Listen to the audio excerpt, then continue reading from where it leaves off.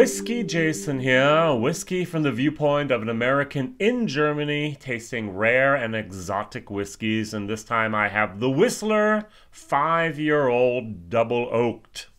Now there's a 10-year-old from Whistler, there's a 7-year-old, there's a 7-year-old natural cask strength, oh, one of my favorites. This runs around 49 euros over here, $60 for a 59% ABV cask strength Irish whiskey, 7 years old. And this is a 5-year-old Ortolozzo finished cask, not cask strength, 40% ABV for 28 euros. We're talking about $35. Now double oaked, Woodford Reserve double oaked means 2 fresh barrels. In Ireland, double oaked means a used ex-bourbon barrel with a used old sherry barrel, double oaked. So the bourbon was definitely probably American white oak, and the sherry was probably then European oak. We don't know, the bottle doesn't say. And it's 5 years old, which is not that old to be honest. And it's non-chilled filtered, yay. No color added, yay. And so it's a fairly nice color, I must admit, but yet I do not see any of that sherry factor in there. That brownish red type of moment, which we have sometimes. The ports are more red, but this can get a little bit darker as well. Yeah, 40%. Ooh, I would have appreciated a 43%, a 46%. Now, on the nose, it's very, very nice. It's a deep... complex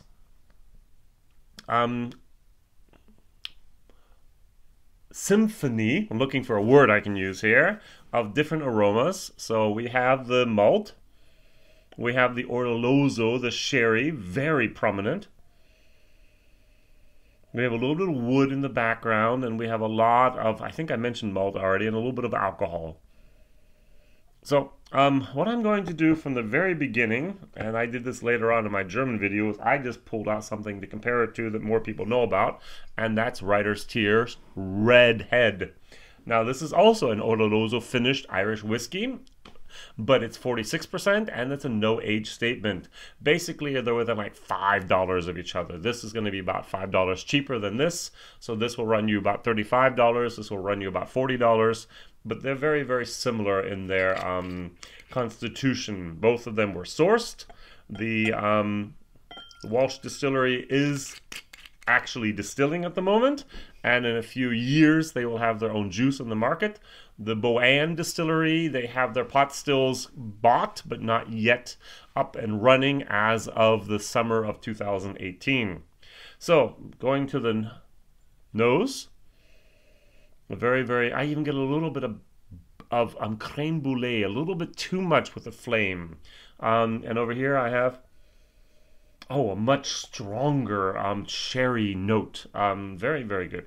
I did get the sherry note over here with the Whistler, but I do need to stir and do a little bit there, but this is much more from the very start.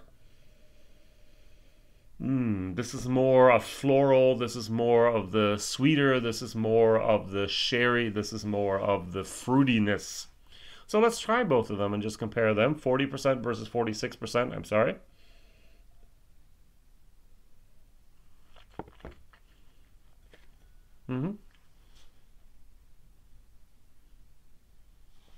It's a fairly good dram. Even at the end, that wood is not really disturbing me at the moment. It's there. It's you take a birch tree, take a little branch off of it, bite on it once or twice, and you have a little bit of that bitter wood there, especially towards the end. The sherry masks a lot, but not all of it. Nice. This is going to be like a B-. Over here, the Writer's Tears. Oh, that sherry influence is so much more dominant. It's amazing. And the entire process, the sherry is a lot more front and forward and dominant. And also that wood in the end. Ireland does not get the best casks in the world. I'm sorry. There have been reused bourbon casks, reused sherry casks. First, the good stuff all goes to Scotland, and then the other, what's left over, goes over to Ireland, and that's really, really a shame. They make great spirits, but the wood is between 40 and 80% of the flavor character. And you have bad wood, bad barrels, or not excellent barrels. This is really a problem. Yeah, the wood is over here. I'm a fickler here. I'm very, very picky about that finish is on my Irish whiskies. And this is a little bit better than this. All right, so once again here, my writer's tears. This is going to get more of a. If I gave this a B minus, this is almost like a C plus plus. In its own right, it's also a B minus because of that sherry influence. I like sherry influence in my Irish whiskey if I want to have it. And the redhead actually dominates that sherry moment. So, just a tiny little bit of water. Wash out my palate. And moving back to the Whistler, double oaked, I still think that name's a little bit confusing. I expect a very strong, woody character, and instead I get a very, very interesting sherry. Why didn't they just say sherry finish? No, they had to use that double oak that has been used for other things with bourbon, and it really doesn't exemplify what I would expect to have here.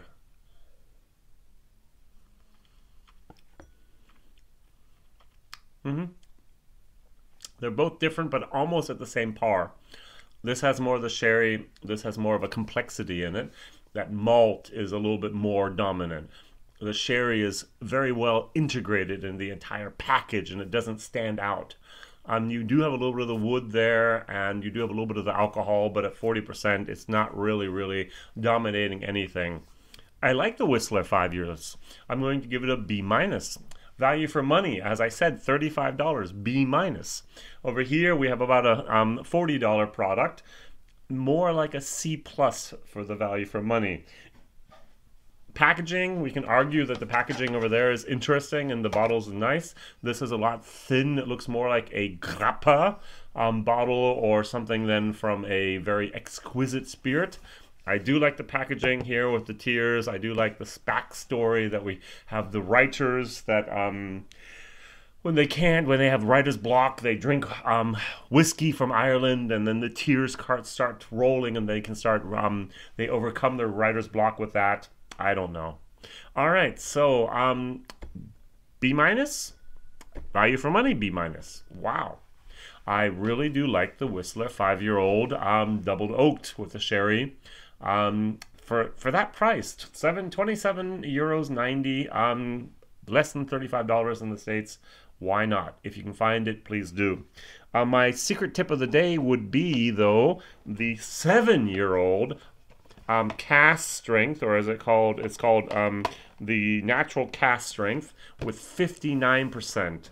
This runs about 50 euros over here, which would be about $65, and this is 59%. This stuff is so good.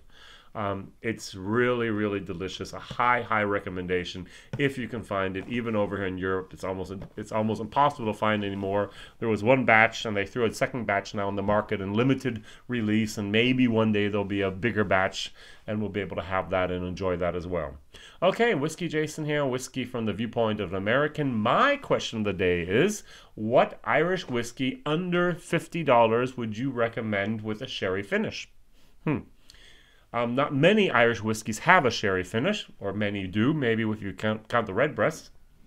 But which Irish whiskey under $50 would you recommend? I'm going to go for the Writer's Tears Redhead. I really enjoy it, and it's widely available. In contrast to the Whistler,